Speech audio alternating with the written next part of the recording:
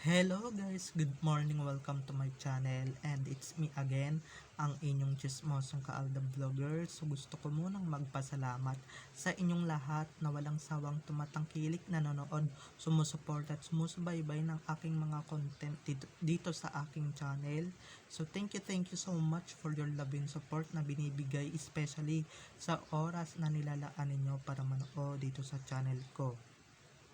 So wag ninyong babaktawan o lalaktawan tong ating topic for today's video. I'm sure na hindi ninyo pagsisisihan na pinanood nyo to mula umpisa hanggang hulihan. And syempre, i-share nyo to, okay? So ayun mga ka-IDM, good morning everyone. Happy Sunday morning sa ating lahat. So konti na lang patuloy na naman tayo sa Monday. So ayan, pero walang weekend sa akin, basta ako makapag-content ako, masaya na ako dito sa YouTube. So eto, dumako na tayo sa ating main topic for today's video. Agad-agad na ating topic for today. Eto nga no, naaalala nyo ba yung kwento noon ng pasimuno ng Sarsuela nung hindi pa nag-uumpisa? 'Di ba during Iyam era, ito si Main nagkasakit bigla at ito si Alden to the rescue agad sa kanyang wife, and syempre inalagaan siya neto. 'Di ba posposan noon yung taping or yung shooting. So ayan, kwento yan noon nung nagkaroon ng Iyam special sa noon kung natatandaan ninyo. So ito na guys, watch this. Mamaya ipapaliwanag ko sa inyo ng buong buo. So ito na guys, watch this. At kung nakita nyo na ngayong recaps, once again, si TTO sa may-ari ng mga photos and videos na nilalabas ko. Kung hindi dahil sa inyo, wala ako dito. Maraming salamat at hanggang ngayon pinagkakatiwalaan nyo pa rin akong ilabas ang mga legit informations tungkol sa dalawa at tungkol sa kanilang relasyon, mapa throwback and mapa bago man yan. So maraming salamat, kasi kung hindi dahil sa inyo hindi gaganda yung content ko. So eto, bago tayo magdrama, dumako na tayo sa ating main topic for today's video agad-agad. Dahil nga ayoko magdrama ngayon, ayokong sayangin yung panahon ngayon. So good vibes lang tayo for today.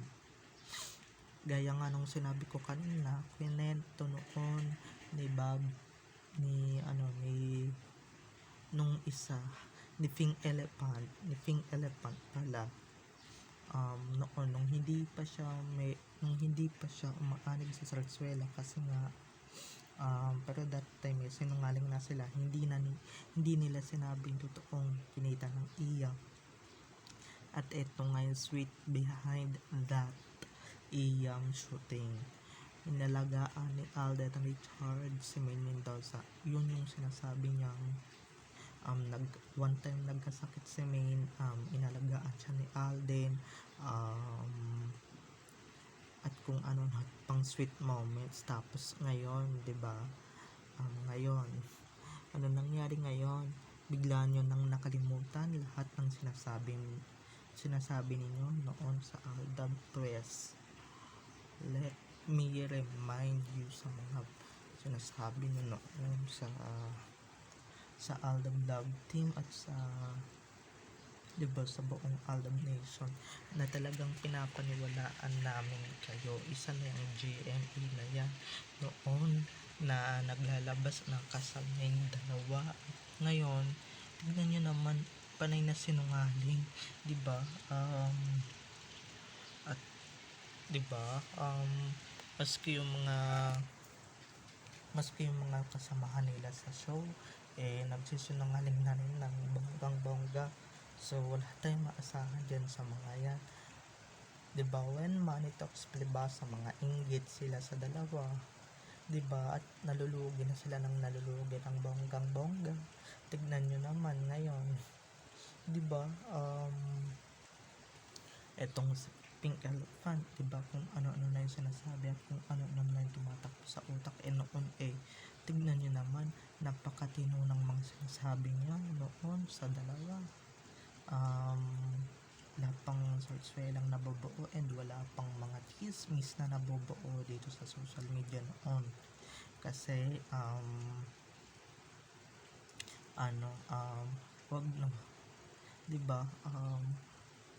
Nagpapaniwala tayo dyan and syempre naniwala naman tayo pero deep inside naman pala nagsinungaling din pala, no? Parang yung isang ano ng kanguso na nagsinungaling pa na sinabi noon sa isang Aldab event na hindi namin paghihiwalayin yung dalawa, pero ngayon tignan nyo naman yung nangyari, tignan nyo naman yung naganap, wala nga. Kaya ito maganda din to, good catch din to sa mga sinasabi and sa mga ano natin. Kung nakalimutan na nila to, pues i-remind nga natin sila, 'di ba?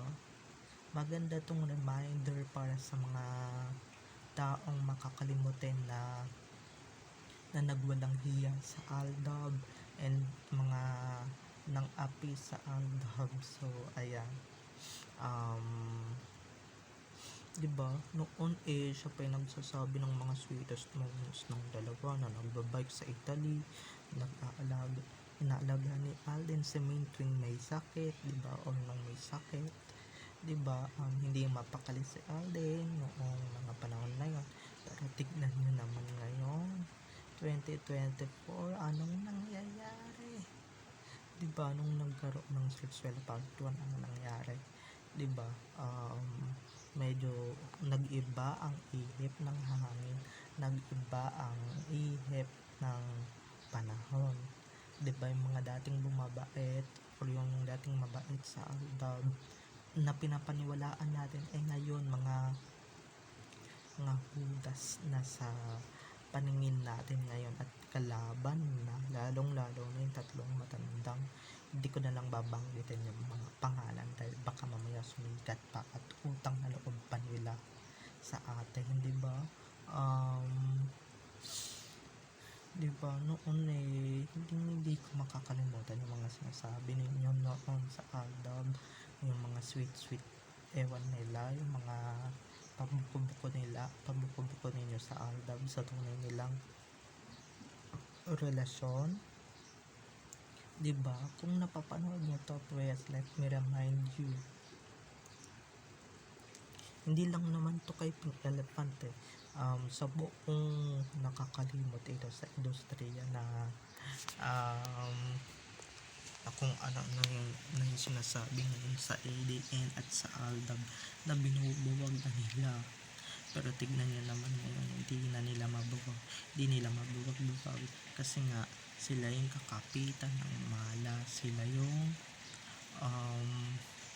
kakapitan ng kung ano-anong kamalasan. Tignan nyo naman, 'di ba? Buwat nung nagsinungaling at buwat nung umanib sila diyan, ano nangyari sa kanila? Ano nangyari dun sa pinagyayabang nilang studio na pinagawa nila? Nga, 'di ba? At ngayon mababa ratings, low ratings na sila ngayon. 'Di ba? Ibig sabihin bad karma yan na nangyayari sa kanila once na may ginawa kang ganyan sa kapwa ninyo, babalik at babalik din sa inyo yan. 'Di ba? Naniniwala ako diyan. Kung hindi sila naniniwala diyan, bahala sila, choice nila yan, 'di ba? Buhay nila yan. Basta ako naniniwala ako sa ganyang kasabihan at sa ganyang saying, mga ka-ADN, kasi 'di ba, minamalas na sila ngayon. Siguro yung original may tuwang-tuwa yan, 'di ba? At sinasabi na sinungaling kayong mga tao kayo, 'di ba? Yan yung napapala ninyo. And syempre tayo hindi tayo nagsisinungaling, legit tayo at legit informations lang ang sinasabi natin, mga ka-ADN. 'di ba? Lalong-lalo na kami mga Alda vloggers. So mamaya abangan ninyo yung isa ko pang update ha. And hindi pa tayo magpapaalam for today's video. Kasi nga may anti-awareness pa ako bago pa tayo magpaalam, okay? So, ayan, hindi ko lang mabasa talaga ng buo pero ikukwento ko yan mamaya ng bonggang-bongga. Eto na, before we go, magpaalam na tayo dahil baka mamaya di ba sabi nung iba paulit-ulit na naman yung sinasabi ko.